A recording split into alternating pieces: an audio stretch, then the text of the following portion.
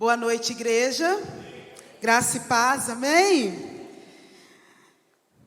É sempre bom, sempre uma alegria, sempre um prazer, uma honra poder compartilhar a palavra do Senhor com vocês. E hoje nós vamos estudar um pouquinho, amém? Eu confesso que enquanto eu preparava a palavra, Deus falou tão forte ao meu coração que tiveram momentos que eu tive que parar e chorar. Eu não conseguia continuar com o meu estudo. Porque, irmãos, a presença de Deus é algo tremendo. É algo assim que nos envolve, é algo que é difícil resistir. E eu não resisti não, então muitas vezes eu demorei até para poder concluir o meu estudo, porque eu tive que por muitas vezes parar e deixar e ficar ali, só ali, e chorando na presença de Deus, irmãos. Porque nosso Deus é tremendo. Eu quero convidar você a abrir a sua Bíblia, como diz o pastor Vanderlei, ligar a sua Bíblia. Vou acompanhar aqui no telão conosco. 1 Crônicas, capítulo 16. Diz assim a palavra do Senhor. Levaram a arca da aliança para a barraca que Davi tinha preparado para ela e a colocaram lá dentro. Então ofereceram a Deus sacrifícios que foram completamente queimados e ofertas de paz. Depois que Davi acabou de oferecer os sacrifícios, abençoou o povo em nome do Senhor e distribuiu comida a todos. Deu a cada homem e a cada mulher de Israel um pão, um pedaço de carne assada e passas. Davi nomeou alguns levitas para dirigirem a adoração ao Senhor, o Deus de Israel, cantando e louvando a Deus em frente da arca da aliança. Asaf foi nomeado o chefe deles e Zacarias o seu ajudante. Para tocarem lira foram nomeados Jeiel, Semiramote, Jeiel, Matitias, Eliabe, Benaías, Obed-edom e Jeiel. Para tocar pratos foi nomeado Asaf. E para tocar em trombeta todos os dias em frente da arca da aliança foram nomeados os sacerdotes Benaías e Jaziel. Foi nesse dia que Davi deu pela primeira vez a Asaf e aos seus colegas levitas a responsabilidade de cantarem louvores a Deus, o Senhor. Agradeçam a Deus, o Senhor. Anuncie a sua grandeza e contem às nações as coisas que Ele fez. Cantem a Deus, cantem louvores a Ele. Falem dos seus atos maravilhosos. Tenham orgulho daquilo que o Santo Deus tem feito. Que fique alegre o coração de todos os que adoram ao Senhor. Procurem a ajuda do Senhor, estejam sempre na sua presença. Amém? Essa passagem, ela nos fala de um momento muito especial para Davi e para o povo, porque Davi, ele constrói uma tenda, e ele então traz a arca da aliança de volta para Jerusalém. A arca tinha sido levada pelos filisteus, numa batalha que eles perderam, ficou 7 meses com os filisteus, e lá aconteceram coisas que eles falaram, não queremos mais. E depois, Davi tem a oportunidade de trazer. Não vou entrar nesse detalhe, deixo para uma outra pregação. Mas eu quero falar desse momento em que a arca chega, e Davi faz então uma celebração. Ele prepara esse momento, foi uma ocasião de grande alegria, uma ocasião de festa, e ele então solicitou, ele ordena que os levitas preparassem músicas especiais para aquele momento, né, para serem cantadas, para serem louvadas. Ele coloca esses diferentes instrumentos ali também para serem tocados. Nesse momento ele escolhe músicos de tempo integral para poder estar ali ministrando. E as 3 principais atividades desenvolvidas por esses levitas eram as petições, os agradecimentos, louvores e a adoração a Deus. É interessante que durante essa festa não foi esquecido que na Carisma nunca é esquecido. Tinha pão, tinha comida. Eu coloquei aqui, cada participante recebeu um lanche constituído de um pão, um bolo de tâmaras e um bolo de uva passas, comidas típicas da refeição. Uma refeição simples e nutritiva. Ele preparou tudo, ele fez uma festa.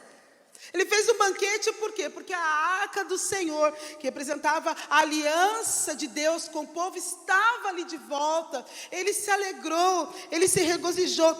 Se você for ler eu não coloquei do versículo 8 ao 36, foi feito um poema. Se você ler esses versículos, é um poema que foi composto especialmente para essa ocasião, falando da grandeza de Deus, falando dos feitos de Deus, falando das maravilhas do Senhor. E os adoradores, eles são convidados a refletir. No versículo 34, ele diz assim: rendam graças ao Senhor, pois Ele é bom, o seu amor dura para sempre. Amém? Aí a Bíblia diz assim, que após esse culto de adoração, Davi abençoa o povo e volta para sua casa. Ele volta para sua família.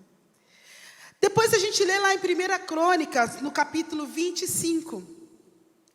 A palavra do Senhor diz assim: depois, Davi, com auxílio dos chefes do tabernáculo, indicou os homens para profetizar, com acompanhamento de liras, harpas e símbolos.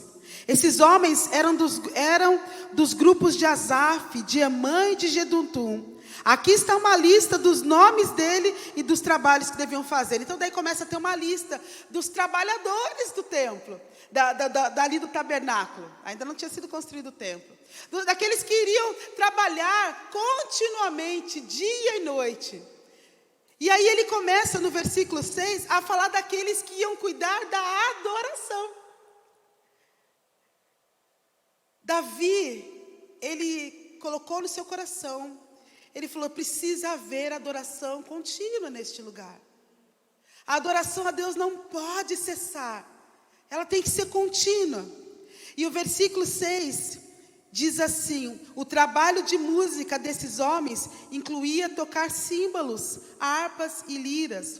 O pai deles é que dirigia os filhos quando tocavam no tabernáculo. Asaf, Jedutum e Emã estavam sob a responsabilidade direta do rei. Eles e suas famílias eram todos treinados para cantar hinos de louvor ao Senhor. E olha que interessante o versículo 7. Cada um deles, eram 288 no total, era professor de música. Os cantores eram indicados para o seu tempo de serviço por sorteio, sem levar em conta a idade ou a importância. Então foi feito um sorteio entre esses 288 músicos, entre esses 288 que foram selecionados para poder, separados para adorar a Deus com instrumentos, com harpa, que eles eram responsáveis por manter o louvor a Deus continuamente. Então eles foram divididos em 24 turnos. E a Bíblia não fala quem são eles. Versículo 9 diz: o primeiro sorteio indicou José, da família de Asaf. O segundo, Gedalias, junto com 12 de seus filhos e irmãos. O terceiro, Zacur, e 12 de seus filhos e irmãos. Então tem o primeiro, o nome daquele que era responsável, e mais 12. Cada um era responsável por ficar, cada turno desse era de 1 hora. Por isso, então, 24 turnos. Vamos continuar? Versículo 12. O quinto, Netanias, e 12 de seus filhos e irmãos. O sexto, Buquias, e 12 de seus filhos e irmãos. O sétimo, Jezarela, e 12 de seus filhos e irmãos. E assim ele vai falando, até chegar no 24º. Romate, Ezer, e 12 de seus filhos e irmãos. Então ele separa o quê? Ele diz o quê? Olha, a cada hora um grupo estará ali diante da arca, estará ali na tenda, adorando a Deus, louvando a Deus. Então saía um grupo, chegava outro, e saía um e chegava outro. E assim o louvor era contínuo. Quando eu comecei a estudar isso, eu parei, pastor. Gente, que coisa tremenda que é isso. Vocês sabem o que é isso? A gente está aqui, né? Nós ficamos aqui meia hora, 40 minutos adorando. Não dá vontade de sair? Imagine isso dia e noite, dia e noite. Dia e noite, o nome do Senhor sendo exaltado, o nome do Senhor sendo glorificado, as maravilhas do Senhor sendo cantadas, declaradas. Que manifestação acontecia naquele lugar, irmãos. E Davi, então, eu pedi para o Renan colocar um quadro para nós, porque o tabernáculo de Davi foi uma verdadeira plataforma do mover de Deus, do mover profético de Deus, do Senhor. E eu coloquei ali alguns elementos que faziam fluir isso. E que estão descritos no livro de 1 Crônicas. Tinha o quê? Salmistas e dirigentes de louvor. Músicos e cantores. Tudo isso acontecia ali naquele tabernáculo. Danças em grupo, danças proféticas, grandes corais, porteiros e guardas dos santuários, cânticos proféticos, salmos e cânticos espirituais, cantos dos degraus e hinos, júbilo e aclamação, bater de palmas. Vamos bater palmas aí? Bater de palmas e aplausos. Ele fala, aplaudam o Senhor. Aleluia. O 12, expressão de louvor, ações de graça, tinha festa, tinha sons de trombetas e chofares, som de símbolos ressonantes. Estou lá no 17, profecias em forma de cânticos, adoração com harpas e cordas, diversidade de instrumentos. O 20, adoração contínua ao Senhor, louvor por turno e família. Famílias, bênção em cada casa, a glória de Deus manifesta, tinha atitude profética. O 25, proclamação e glorificação do nome do Senhor. Cerimônias conforme a palavra, pelo Espírito, santificação e confissão diante de Deus, vozes e brados de alegria. Quem faz um brado de alegria aí? Coisa tremenda, tinha isso, gente, dia e noite, glória, aleluia, louvor a Deus. 29, prostração perante o Senhor, a adoração de judeus com Asaf e de gentios com Obed-edom. 31, tinha risos e gozo. 32, tinha a presença de Deus. Davi, ele se preocupou com isso, ele tinha esse desejo, ele quis que isso acontecesse e ele trabalhou por isso.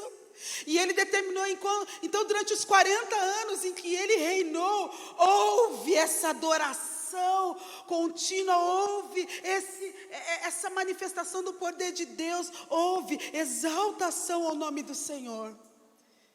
E aí, capítulo de 2 Samuel capítulo 7, versículo 8 e 9, a palavra diz assim: portanto, diga ao meu servo Davi, que eu, o Senhor Todo-Poderoso, digo o seguinte: eu tirei você do trabalho de cuidar de ovelhas nos campos, para que governasse o meu povo de Israel. Estive com você em todos os lugares por onde tem ido, e conforme você foi avançando, eu o defendi de todos os seus inimigos. Eu farei com que você seja famoso, tão famoso quanto os maiores líderes do mundo. Irmãos, Deus amou o que Davi fez. Deus se agradou daquele coração de Davi, daquele coração adorador, daquele coração que queria o louvor. Davi se preocupou em levantar a adoração contínua. E Deus se agradou disso, desse cuidado, desse desejo do coração de Davi em adorar a Deus. E que essa adoração fosse 24 horas. 24 horas. E aí o Senhor então fala para ele: eu te darei vitória, eu serei com você. A adoração, o espírito adorador, o desejo adorador, a vontade de ver o nome do Senhor exaltado, faz com que a presença de Deus seja com Davi e que o Senhor dê vitória para ele. Então ele vai lá em 2 Samuel, e Deus fala para o profeta Natan: vai lá e fala para Davi que eu vou ser com ele, e que eu vou dar vitória, e que ele vai ser famoso. Amém? Aí quando eu estava estudando sobre isso, o Senhor veio falando comigo. O que a adoração faz? Pergunta para quem está do seu lado. O que a adoração faz com você? Então hoje vamos falar, a palavra de hoje é: o que a adoração faz com você? Primeiro eu queria compartilhar com vocês o significado da palavra adoração. Adoração, ação de adorar, de prestar culto a um ser superior, a uma divindade. É veneração, é expressão de afeto, de carinho, de homenagem ou submissão. Ação através da qual se assume uma dependência de Deus. Adorar significa expressar a honra por meio de devoção e reverência genuína. É a expressão mais sincera e profunda do relacionamento cristão. É reconhecer que Deus está no topo da prioridade das nossas vidas. Isso é adoração. Reconhecer o Senhor. Tem um sacerdote anglicano, William Temple, que ele diz assim: adorar é vivificar a consciência com a santidade de Deus. É suprir a mente com a verdade de Deus. Purificar a imaginação com a beleza de Deus. E abrir o coração ao amor de Deus. É consagrar a vontade ao propósito de Deus. Não é a minha vontade, é a vontade de Deus. Amém? Isso é adorar. Consagrar o meu propósito, a minha vontade aos propósitos de Deus, é reconhecer, Ele é Deus. Deus é Deus. E aí, a gente viu que Davi, ele estabeleceu essa adoração contínua. E como eu falei para você, quando eu estava falando aqui, eu vi olhos brilhando, até lágrimas. Gente, que tremendo, que maravilhoso. Como que seria isso? Devia ser maravilhoso viver naquele tempo e presenciar isso. Amados, ainda hoje é necessário existir a adoração contínua. Só que agora a palavra diz, lá em 1 Coríntios 3,16, certamente vocês sabem que são o templo de Deus e que o Espírito de Deus vive em vocês.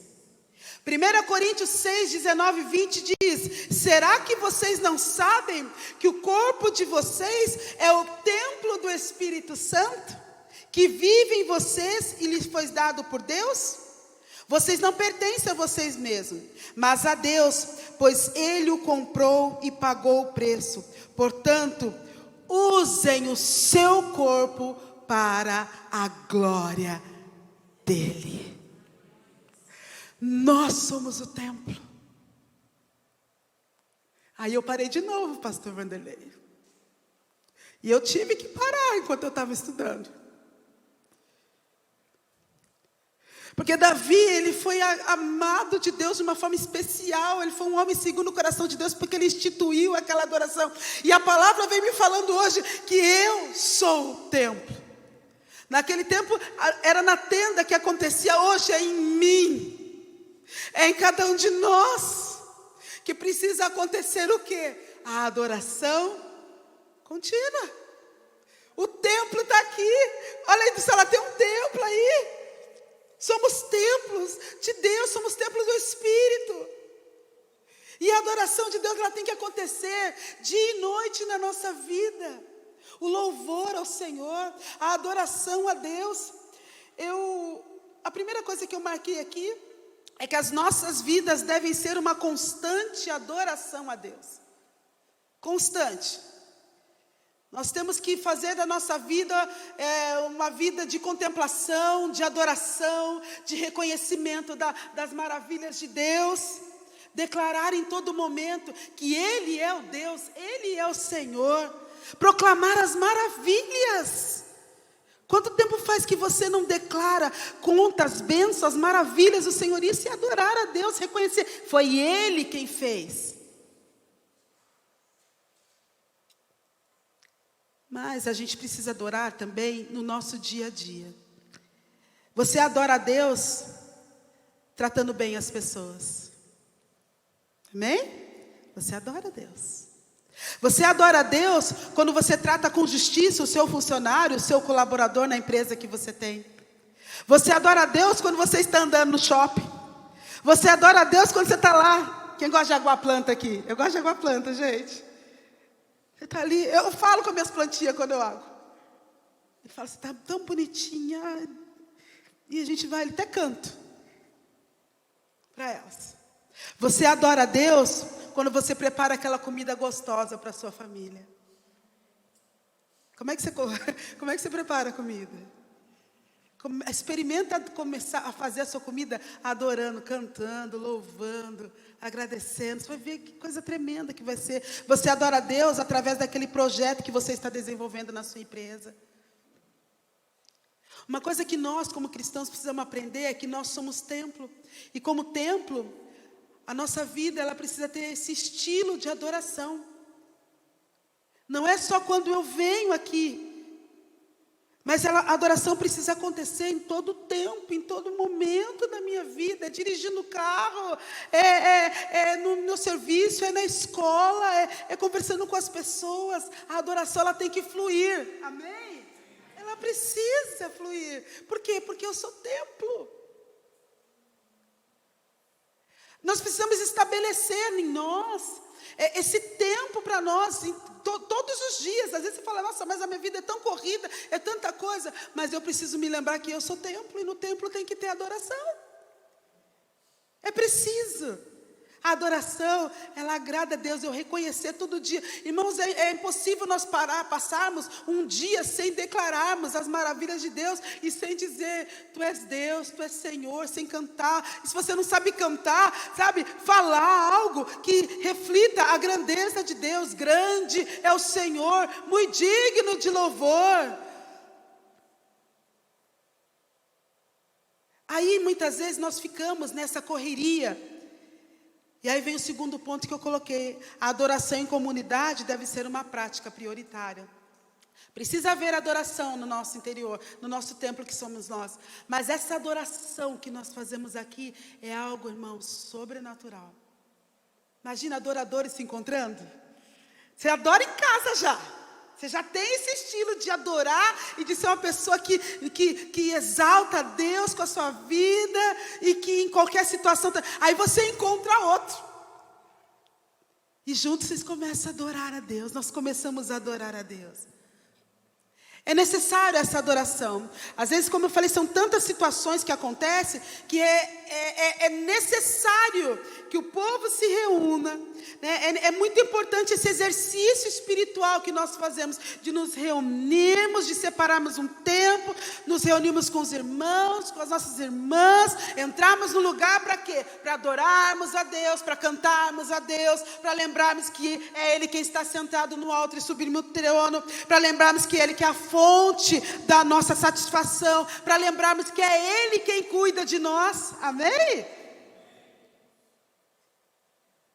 Nós não cantamos aqui agora? Nunca me deixasse. Estamos lembrando isso, estamos declarando isso. E aí quando eu vou embora, amanhã, quinta-feira, eu vou estar no meu fazer. Mas o fogo que pegou aqui hoje, né? Essa chama que ardeu, vai me lembrar que eu preciso manter a minha adoração individual. Até que chega o outro dia, a gente se reúne.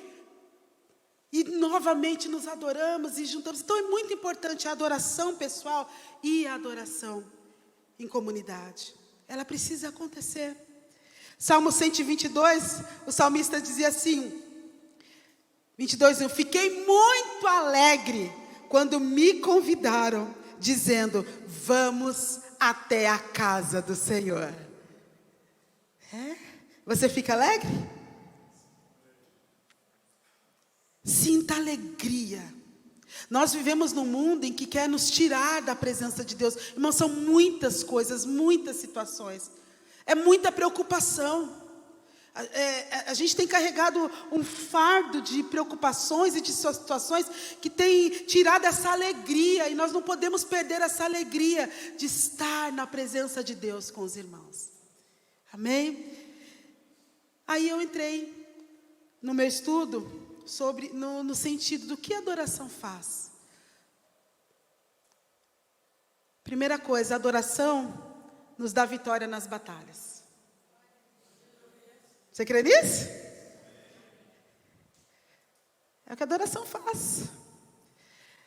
2 Crônicas 20, 21, 22 diz assim: depois de consultar os chefes do povo, ele decidiu que haveria um coro para guiar a marcha.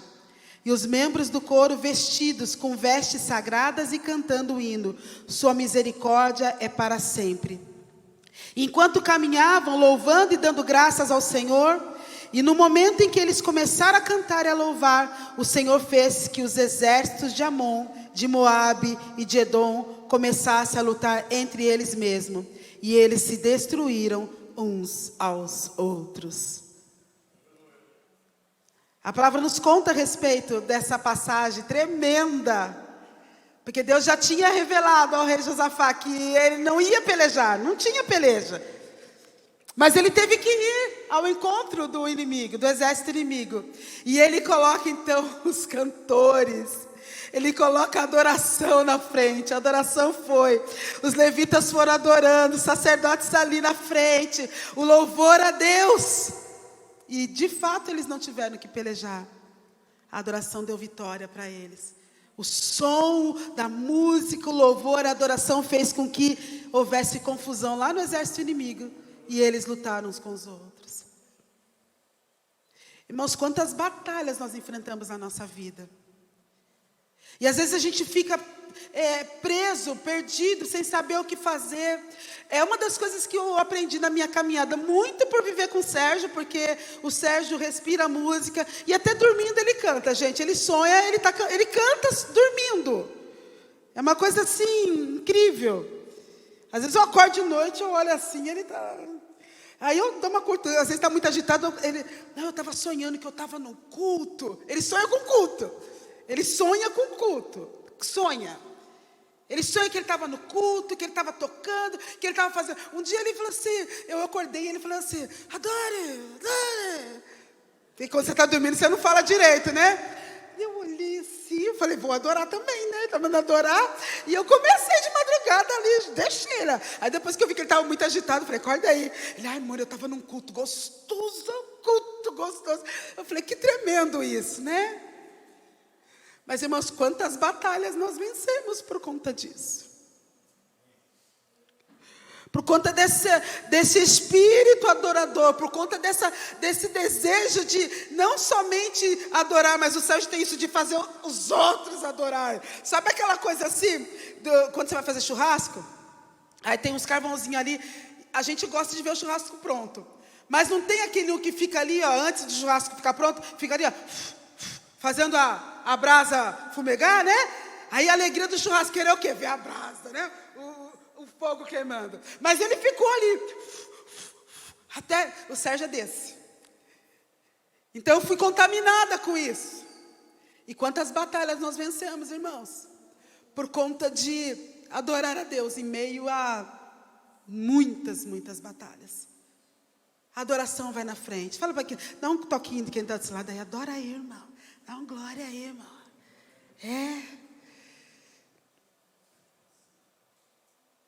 O que a adoração faz? A adoração faz prisões caírem. Atos 16, 25 e 26 é uma passagem muito conhecida. Por volta da meia-noite, enquanto Paulo e Silas estavam orando e cantando hinos ao Senhor, os outros presos ouviam. De repente houve um terremoto tão violento que os alicerces da prisão foram sacudidos. Todas as portas se abriram e as correntes de todos os presos se soltaram. Quando você coloca a sua vida se coloca como um adorador, quando você percebe que precisa existir essa adoração, irmãos, não só a sua vida é tocada, mas a vida das pessoas que estão próximas a você também. Eles cantaram, estavam presos, foram presos injustamente, foram presos porque libertaram uma escrava.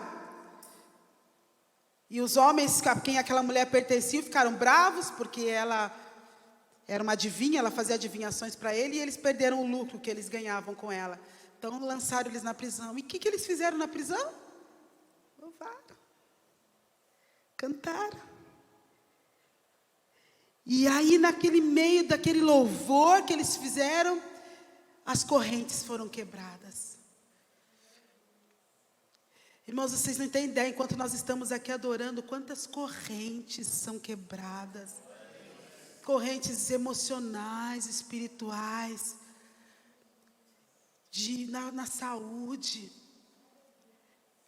A adoração tem esse poder, é algo tremendo. Quantas correntes, quantas vezes a gente está amargurado. Você já fez essa experiência de você estar amargurado, com o seu espírito abatido, a sua alma abatida, e aí você canta e muda tudo. Ou você fala, às vezes você não é cantando, porque a adoração, como eu falei, não é só cantando. Você faz algo que glorifica a Deus, você fala algo que exalta, você fala, oh Senhor, Tu és Deus Todo-Poderoso. Na mesma hora, irmãos, aquilo que estava aprisionando a sua alma, aquilo que estava aprisionando a sua mente, cai por terra, porque você rendeu graças a Ele, você adorou Ele. A adoração traz cura, você crê nisso? Mateus 8, quando ele desceu do monte, grandes multidões o seguiram. Um leproso, aproximando-se, adorou de joelhos e disse, Senhor, se quiseres, podes purificar-me. Jesus estendeu a mão, tocou nele e disse, quero, seja purificado. E imediatamente ele foi purificado da lepra. Que coisa tremenda! Ele não chegou pedindo para Deus, não, ele chegou para Jesus e adorou. E aquela adoração daquele leproso, daquele homem enfermo, daquele homem que estava separado da sociedade, que vivia uma vida de humilhação, aquela adoração tocou. Não tinha como Jesus falar não, porque ele adorou. A resposta foi imediata, foi uma adoração tão sincera, foi algo que brotou tão profundo daquele homem que ele falou, eu quero que você seja purificado, eu quero. Em 2020, quando eu fiquei a primeira vez no hospital, foi a minha primeira experiência de ficar muitos dias no hospital, e não vou ter mais, em nome de Jesus. Declara daqui, mas foi a minha primeira experiência. A gente não sabia quanto tempo ia ficar, e começamos, e os dias começaram a passar, e nada do Sérgio sair. E aí eu falei para ele assim, vamos cantar, vamos adorar a Deus, vamos fazer desse quarto de hospital aqui o nosso local de adoração. É o que nós sabemos fazer, Sérgio. E aí a gente começou a cantar. E nessa primeira vez que ele ficou internado em 2020, a gente estava num quarto que era só nós dois, não tinham outras pessoas no quarto. Eu passava até a noite lá no hospital, tudo. E nós começamos a cantar e a louvar. E teve um dia, eu falei assim, ele estava cantando, eu gravei um vídeo e eu postei. Se vocês forem ver lá no meu Facebook, para trás tem. E a minha sogra viu lá em São Paulo. E ela compartilhou na página dela. Porque minha sogra, gente, ela tem Facebook. Ela comanda um grupo de WhatsApp com todos os membros da família. É ela quem comanda. Com 93 anos. E ela compartilhou. E alguns dias depois, ela mandou uma mensagem para a gente falando que tinham pessoas que tinham visto e estavam contando para ela testemunho de cura, testemunho de pessoas que estavam afastadas, que voltaram. Foi um mover tão grande, foi algo assim tão sobrenatural, de testemunhos, de pessoas contando que porque eles nos viram louvando dentro de um quarto de hospital. E aquilo impactou a vida daquela pessoa. Então, se eles conseguem louvar dentro de um quarto de hospital, é porque Deus é Deus mesmo. E vidas começaram a ser tocadas, e a gente começou a ouvir testemunhos. E eu falei, então, Sérgio, vamos... Então, sempre eu estava colocando, eu falava para ele de manhã cedo, a gente acordava e falava, vamos fazer o nosso devocional, vamos cantar, vamos gravar um vídeo aqui para a gente poder abençoar a vida de alguém. E assim foi, irmãos. Porque o louvor faz isso, a adoração traz esse mover nos corações, e não importa onde você está, ele toca a vida, o louvor traz cura. A quarta coisa que eu coloquei, e foi tremendo para a gente seguir, a adoração me coloca no centro da vontade de Deus. Como assim, pastora? Êxodo 20, 2, 3 diz assim: e Deus falou todas essas palavras: eu sou o Senhor, o teu Deus, que te tirou do Egito, da terra da escravidão. Não terás outros deuses além de mim. Deuteronômio 6, 4 e 5 diz: ouça, ó Israel, o Senhor, o nosso Deus, é o único Senhor. Ame-o, o seu Deus, ame o Senhor, o seu Deus, de todo o seu coração, de toda a sua alma e de todas as suas forças. Marcos 12, 29, respondeu Jesus: o mais importante é esse: ouça, ó Israel, o Senhor, o nosso Deus, o Senhor é o único Senhor. Ame o Senhor, o seu Deus, de todo o seu coração, de toda a sua alma, de todo o seu entendimento e de todas as suas forças. Lucas 4, 5, 8. Então Satanás o levou para o alto e mostrou-lhe num momento todos os reinos do mundo. Depois disse-lhes: eu darei a você todos estes magníficos reinos e sua glória, porque eles são meus para dá-las a quem eu quiser, se tão somente você cair de joelhos e me adorar. Jesus respondeu: devemos adorar a Deus e somente a Ele. Assim está nas Escrituras. Queridos, o primeiro versículo que eu li de Êxodo foi no momento em que o povo tinha saído do Egito. E Deus, ele depois que eles atravessaram o Mar Vermelho, num período, é como se Deus falasse assim: olha, fique aqui paradinho um pouquinho. Deus coloca aquele povo no cantinho e fala para eles assim: agora vocês vão me escutar, eu tenho 10 coisas para vocês. Eu quero falar 10 coisas para vocês. Aí ele dá os 10 mandamentos. Mas o primeiro que ele fala é: eu sou o Senhor, o teu Deus, não terás outros deuses além de mim. Por que eu falei que a adoração me coloca no centro da vontade de Deus? Porque é desejo de Deus que a gente o adore, que a gente o ame, que nós somos criados para amá-lo, para tê-lo como Senhor, como único Senhor, único. Mas o ser humano, nós temos uma essência de querer ter ídolos, de criar coisas que nós colocamos no lugar de Deus, e isso se torna ídolos para nós. Mas quando nós adoramos, nós estamos falando: o Senhor é meu Deus, eu me rendo a Ti, eu reconheço o Teu senhorio. Então eu me coloco na vontade de Deus, no centro da vontade. A vontade de Deus é o quê? Que eu adore a Ele, o único. Só Ele é Deus, só Ele é Senhor.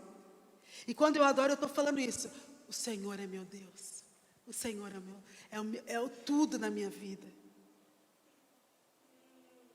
Quando Deus nos chama para amá-lo, irmãos, Deus está também cuidando de nós, por conta desse desejo nosso de querer amar outras coisas, outras situações, de colocar outras situações além de Deus. E eu preciso cuidar disso. Amém? Só Ele é Deus, só Ele é Senhor. E para finalizar, no meu estudo eu coloquei que a adoração me coloca em sintonia com o céu. A adoração é a linguagem do céu na terra.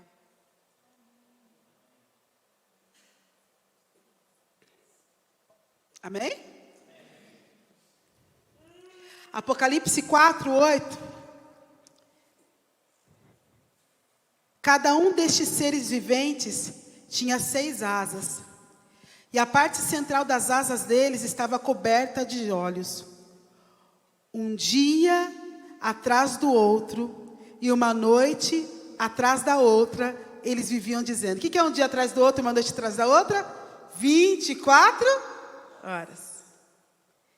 Eles viviam dizendo: Santo, Santo, Santo, Senhor Deus Todo-Poderoso, aquele que era, que é e que virá. E quando os seres viventes deram glória e honra e agradecimento ao que está sentado no trono, que vive para todo sempre, os 24 anciãos caíram diante dele e o adoraram, aquele que vive eternamente. E depositaram suas coroas diante do trono, cantando: ó Senhor, digno de receber a glória e a honra e o poder, porque o Senhor criou todas as coisas. Elas foram criadas e chamadas à existência por um ato da sua vontade. Quando eu adoro, eu estou em sintonia com o céu, porque lá está acontecendo a adoração diante do trono de Deus. Eu me coloco, a adoração é a linguagem do céu na terra, porque lá diante do trono de Deus há adoração constante.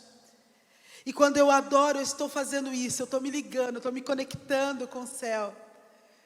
É por isso que a gente fala que o céu desce. É algo tremendo, irmãos. É o céu acontecendo no nosso meio. É um pedacinho do céu.